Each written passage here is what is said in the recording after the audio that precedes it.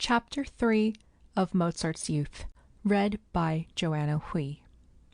Mozart's Youth by Franz Hoffmann, translated by George P. Upton. In the wide world. It was the height of summer. The Archbishop of Salzburg had ordered his chapel to the neighboring chateau of Heilbronn to entertain a number of invited guests with table music, and had sent them on in advance without any instructions, in his usually provoking and imperious manner. Although the members of his chapel were distinguished artists, he had no more respect for them, and particularly for vice-chapelmaster Mozart, than for the dust under his feet, and treated them no better, sometimes, indeed even worse, than the lowest of his lackeys. Upon this occasion he several times displayed his contempt for them in a manner so utterly devoid of decency that Father Mozart resented it, and in depressed spirits returned to Salzburg on foot. Naturally, his artistic pride rebelled against such treatment, but when tempted, as he often was, to break the galling fetters of this servitude, consideration for his family forced him to be patient and to endure it uncomplainingly. The trifling compensation which he annually received for his service as vice-chapelmaster was not sufficient to relieve himself and family from anxiety, but even these few hundred guldrons he could not spare, except at the risk of impoverishment, and as the small sums received from private instruction were not large enough to support the family, he was forced to submit to this indignity and conceal his resentment as best as he could, by the exercise of the strongest self-control. As he proceeded along the shaded avenue to Salzburg, absorbed in mournful contemplation, and vainly seeking to calm his disturbed spirit, a friend and patron unexpectedly met him. He had been attached to Mozart for a long time, because he knew his worth and thoroughly appreciated his faithfulness and industry. "Good day, my dear Mozart," he cordially said. "Where are you going, and why are you so troubled? I did not suppose a good musician and a master of art like you could ever be out of humor." "Oh, if you only knew, Count von Herbenstein," replied Mozart, presently surprised by his patron's greeting. "The shoe often pinches us poor musicians in more than one place, and sometimes so hard that the best disposition cannot stand it. You were there this very day, Herr Count, when the Archbishop treated us so shabbily. Did he not insult us before all the guests by calling us a dissolute rabble, frivolous fellows, and a good-for-nothing pack? I could have sunk into the earth for shame. What must these distinguished strangers have thought of us when we were treated in such manner by our own master? Really, sometimes I would rather be a wood-chopper or a boot-black than the Archbishop's vice-chapelmaster." "Restrain yourself, dear Mozart," said Count Herbenstein, gently placing his hand on the vice-chapelmaster's shoulder. "We all know the Archbishop, and what to expect from him. Believe me, you are not lowered in our estimation by his aspersions. Do not let them disturb you. Seek consolation in your beautiful art. I know that you are a great violin virtuoso, and that you have written a famous violin school. I have thought for some time of asking you to write me some nice chamber music, for which I will advance you 25 ducats." "Oh, you are too generous, Herr Count," replied Mozart delightedly. "It will be a welcome addition to my meagre income, and I will thankfully undertake your kind commission. It will help to pay the expenses of a journey to Vienna, which I am going to make as soon as possible with my Wolfgang."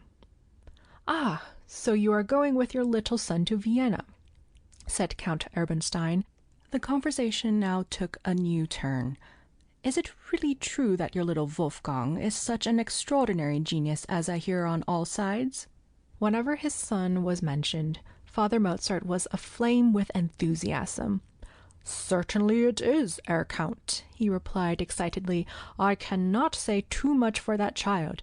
It is perfectly astonishing the progress Wolfgang has made in such short time. It absolutely surprises me. Just think of it. Notwithstanding his hands are so little, he already plays the piano finely, better, indeed, than his sister, who is older than he, and who is not without talent herself. When he has been to a concert, he can play every piece by memory." "That is really extraordinary," said the Count. "And does he actually play intelligently and correctly?" "Correctly, and sometimes brilliantly," answered Father Mozart. "He learns with incredible facility. It hardly takes him half an hour to learn a minuet or any other small concert piece, and play it clearly and neatly." "Impossible! Impossible!" exclaimed the Count. "Do you not believe me, Herr Count?" said Father Mozart. "If you will give me the honor of your company and go home with me, you shall have proof of my statements, and see for yourself that I have not exaggerated." The Count consented to go, for he was really curious to see the little Wolfgang. "All right, dear friend, I will go with you," he said. "Your Wolfgang must be a marvelous little fellow, if all they say of him is true." They soon reached the house and entered. They came at an opportune time, for an interesting spectacle greeted them.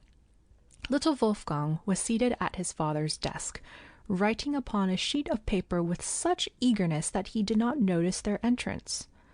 The vice-chapelmeister beckoned to the Count to approach nearer, and both looked over the boy's shoulders. It was a singular-looking paper.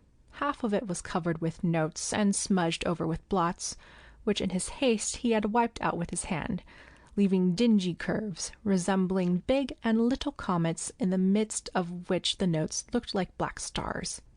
The little fellow kept on writing, not in the least minding when he jabbed his pen to the bottom of the inkstand and blotted his paper anew. He would coolly wipe it off with the palm of his hand as before, and go on writing until the paper was covered with notes and blots from top to bottom. All at once he jumped up and gleefully clapped his hands when he saw his father and the Count. His eyes shone with unusual luster, his cheeks glowed, and he was evidently deeply excited. "What are you doing there, Wolfgang?" asked his father. "Have you been spoiling more paper with your scribbling?" "No, not spoiling it, dearest father," replied the boy, flourishing the paper exultantly in the air. "See, I am writing a concerto on it. The first part is all done. Look at it yourself." "Yes, it must be fine stuff you have been scrawling, you silly little fellow," said his father, laughing. He took the paper and at first only hastily glanced at it, but suddenly his gaze was riveted upon it, and the utmost astonishment was manifest in his countenance. At last he looked up and addressed the Count. "Truly, this is a correct concerto, Herr Count," he said exultantly, while tears of delight and surprise stood in his eyes.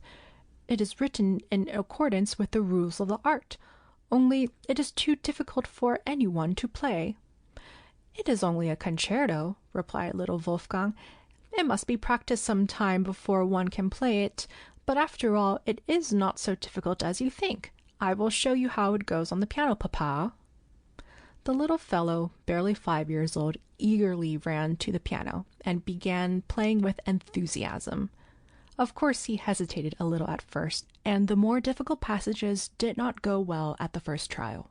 But it was not long before he had it so completely in his hand that the working up of the themes was clearly apparent. Father Mozart stood speechless with rapture. Count Erbenstein was overcome with astonishment, and both contemplated the boy with something like reverence. "Herr Vice-Chapelmeister," at last said Count Herbenstein, "I congratulate you from the bottom of my heart. If God spare your child's life, he will one day be a great artist." "Yes, he will be a great artist," repeated Father Mozart in the exuberance of his joy, as he took little Wolfgang in his arms and kissed him. If heaven will keep him safe and well, I will never again complain of anything or envy the power and greatness of the Archbishop." "With such treasure as this you will have no occasion to do so," said the Count, pointing to Wolfgang. "And now, God keep you. May we have a speedy and happy reunion." He shook hands heartily with Father Mozart, kissed little Wolfgang, and went away to tell his friends what wonderful things he had seen at the vice chapelmaster's. From this time on, Father Mozart took unusual pains with the instruction of his children, particularly with Wolfgang. The result was so satisfactory that before his son had finished his 6th year, he decided to make a concert tour with him and his sister, introduce the two little artists to the great world, and challenge its admiration. In reality, he ran no risk. Success was assured in advance, for Wolfgang's ability increased with such wonderful rapidity as to astonish even his father, who was by no means easily satisfied, but on the contrary very exacting. The little man not only displayed extraordinary facility and dexterity in piano playing, but he also composed a large number of pretty pieces, which he played over to his father, who wrote them out. He no longer cared for anything but his loved music. He took no part in the sports of children of his age after his father began his instruction. He also displayed unusual interest in the study of mathematics and was completely absorbed in melody and harmony. Preparations for the journey were soon made, and little Mozart was delighted with the prospect. He had not the slightest fear of appearing before strangers in public. On the contrary, he was eager to surprise them with his rare talent. Their first visit was to Vienna, where Father Mozart hoped to find patrons and friends who could secure their presentation at the royal court.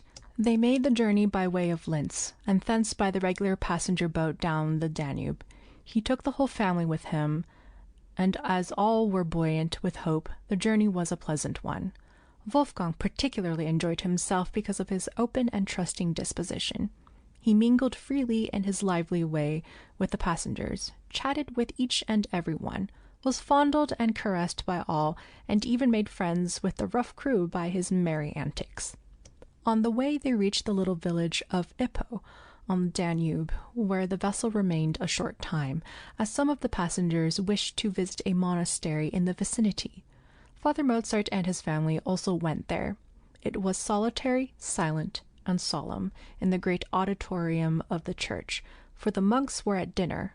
Thoughtful and awestruck, Wolfgang looked at the lofty building, its tall, slender columns and brilliantly stained windows, until at last his gaze rested upon a magnificent organ. His eyes flashed.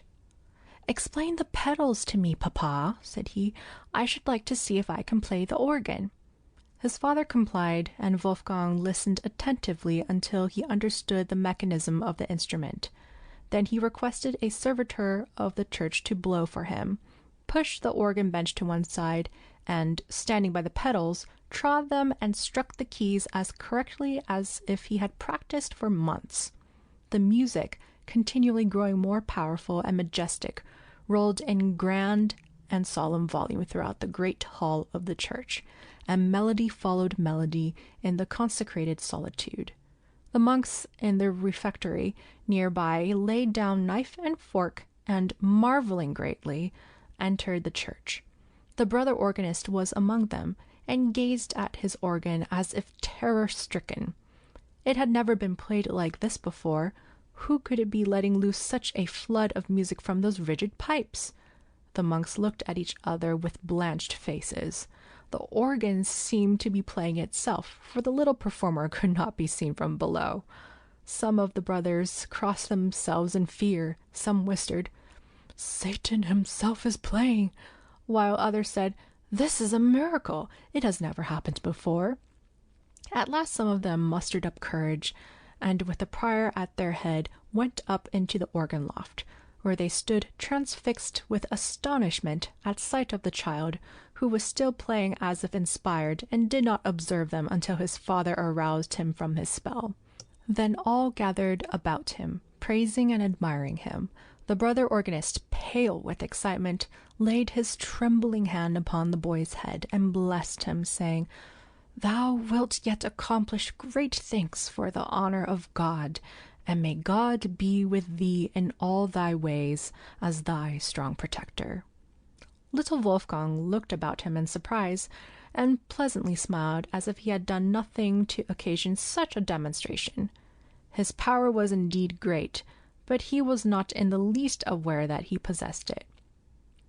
The influence of this power was again manifested before the family reached Vienna, this time in an accidental and somewhat amusing manner. Before the passengers were allowed to go into the city, their baggage was searched by a custom-house official for articles liable to duty. This occasioned considerable delay as well as vexation. Little Wolfgang was impatient over it, and in his saucy, impetuous manner accosted one of the higher officials and boldly addressed him.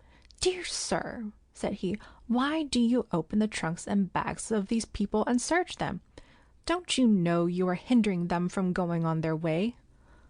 "Why, youngster, that is our duty," replied the official, laughing. "But what are you in search of in our beautiful Kaiser city?" I have come here to play the piano," said Wolfgang with an air of importance. You little snip, you play the piano," said the official. "Much you can do with those little claws. Go ahead, but look out that they don't laugh at you." "We will see whether anyone dares to laugh at me," said Wolfgang angrily. "See, there is our piano which we brought with us from Salzburg, packed in that big box. If it were only open, I would soon show you whether I can play the piano or not." The official was curious to hear him, for the little fellow spoke so confidently that he could hardly doubt him. "Well, we'll let you try," said he as he ordered a workman to unpack the box. Wolfgang opened the piano, seated himself at it, and played some lively dances with his usual skill. The official opened his eyes in astonishment and vigorously applauded him. All those in the custom-house, officials, passengers, and servants, crowded around Wolfgang and listened with delight to the melodies which he elicited from the keys with his little claws. Then with a smile he stopped and turned to the official. "Now, do I know anything about piano playing?" he said roguishly. "You can laugh at me, sir, if you'd like." "No, youngster," replied the delighted official as he stroked the boy's red cheeks. "You are truly a little master musician. Those who hear you will not laugh at you. With thanks to you and your father for your beautiful playing, we will soon discharge you, so that you may go to your hotel and rest." It was done at once. The official performed his duty in the most courteous and agreeable manner, and Father Mozart and his family were soon comfortably ensconced in their hotel, while the other passengers had to wait in the custom-house for their permits. Such was the influence of his great skill. As Amphion, according to the legend, set the rocks to dancing, so little Wolfgang moved the usually flinty heart of the customs official until it became his willing servant. End of chapter 3.